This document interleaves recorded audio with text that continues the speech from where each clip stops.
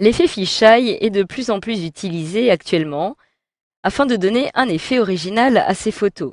Alors cet effet permet en fait de déformer ces clichés comme si la vision était perçue directement depuis un œil de poisson, d'où son nom effet fisheye.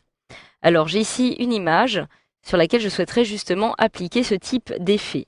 Donc dans un premier temps, puisque je vais devoir appliquer ce que l'on appelle une sphérisation, afin de donner cette impression circulaire justement à mon image, à 360 degrés, je vais dans un premier temps décider de la recadrer sous forme de carré.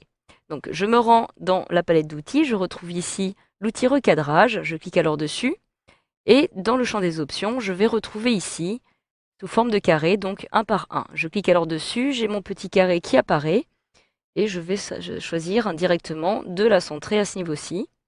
Donc je peux alors cliquer sur valider pour valider le tout. J'ai donc mon image qui apparaît maintenant sous forme de carré. Je vais donc désormais pouvoir appliquer une sphérisation à cette dernière. Donc pour cela, je me rends tout simplement dans Filtre, qui se trouve tout en haut, et je vais retrouver ici Déformation, puis Sphérisation. Donc comme vous pouvez le voir, j'ai ici mon image actuelle avec ici l'effet de sphère qui va justement être intégré à mon image. Donc ici j'ai un petit aperçu, je peux réduire un petit peu comme ceci le zoom. Et pour que la sphérisation soit régulière sur mon image, il m'était donc nécessaire auparavant, comme j'ai pu le réaliser, d'appliquer un recadrage en carré. Donc je peux maintenant, à l'aide de cette petite glissière, choisir la valeur de ma sphérisation. Donc plus je me déplace vers la gauche, et plus la sphérisation va avoir lieu dans l'autre sens. Ce qui m'intéresse, c'est l'effet fisheye, donc justement cet effet de 360 degrés avec un effet plutôt bombé. Je conserve alors par exemple 100%, mais vous pouvez réduire si vous le souhaitez cette petite glissière. Je clique alors sur OK pour valider le tout, et je viens donc d'appliquer mon effet fisheye directement, donc mon effet de sphérisation sur cette image. Alors, je vais maintenant pouvoir dupliquer celle-ci. Je réalise un clic droit, puis dupliquer le calque.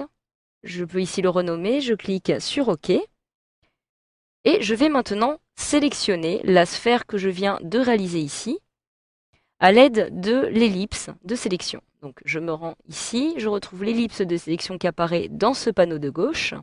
Et je peux maintenant commencer à tracer cette ellipse de sélection, donc à peu près ici, et je vais ainsi la déplacer directement sur l'effet bombé de mon image. Donc je peux d'ailleurs la recadrer à l'aide des touches directionnelles de mon clavier. Donc voilà, donc maintenant que j'ai sélectionné à l'aide de l'ellipse de sélection, je vais intervertir cette sélection. Je me rends alors dans Sélection puis Intervertir, afin justement de pouvoir prendre en compte toute la partie qui se trouve ici en dehors de cet effet bombé. Je peux maintenant décider d'appliquer un fond noir à cette zone. C'est donc justement l'une des caractéristiques spécifiques de l'effet fisheye. Je me rends alors dans Édition, Remplir, et je peux choisir ici de remplir le contenu avec une couleur noire. Je retrouve noir directement ici. Je clique alors sur OK pour valider le tout. Donc je vais maintenant intervertir une fois de plus la sélection afin de me centrer uniquement sur la petite ellipse, et je vais cette fois-ci réaliser un copier-coller de cette dernière. Donc à l'aide du raccourci clavier CTRL-C, je vais la copier, et je clique maintenant sur CTRL-V, et je viens donc de coller un nouveau calque qui apparaît ici. Alors pour terminer l'application de mon effet fisheye, je vais maintenant appliquer une petite ombre interne qui va apparaître ici directement sur le bord de l'ellipse. Donc pour cela, je place mon curseur à l'extrémité droite de mon calque, je réalise un double clic dessus, et je vais maintenant me rendre dans Ombre interne qui apparaît ici. Je coche cette petite case, je clique dessus. J'ai ici différentes rubriques que je vais pouvoir modifier justement afin d'appliquer cette ombre interne. Alors je peux ici déplacer cette petite fenêtre, d'avoir un petit aperçu de ce que cela va pouvoir donner. Donc je vais pouvoir commencer par spécifier ici une opacité. Je vais par exemple la réduire un petit peu, autour de 20%, voilà, je suis à 22. Je vais maintenant décider de définir la structure de mon ombre interne. Donc ici, je vais jouer sur la distance, mes grilles et taille. Donc à commencer par la distance, je vais l'augmenter afin que celle-ci apparaisse justement sur mon image. Je vais augmenter mes grilles à 80, à peu près, aux alentours de 80. Et je vais augmenter de la même façon la taille. Alors là, vous la voyez clairement qui apparaît, cette ombre interne. Alors plus je l'augmente et plus celle-ci va recouvrir mon ellipse. Donc je vais conserver une taille comme ceci. Alors comme vous pouvez le voir, cela n'est pas très régulier. En effet, j'ai ici l'ombre interne qui est bien plus proche de mon ellipse, du bord de mon ellipse, que de ce côté-ci. Je vais alors en fait déplacer l'angle.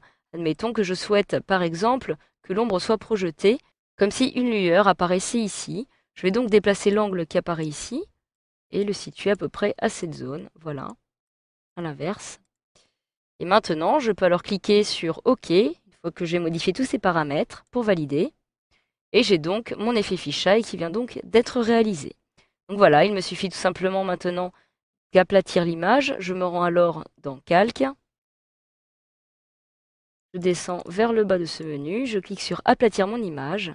Et voilà, grâce à cette formation, vous savez désormais comment procéder pour créer un effet fisheye sous Photoshop CS6.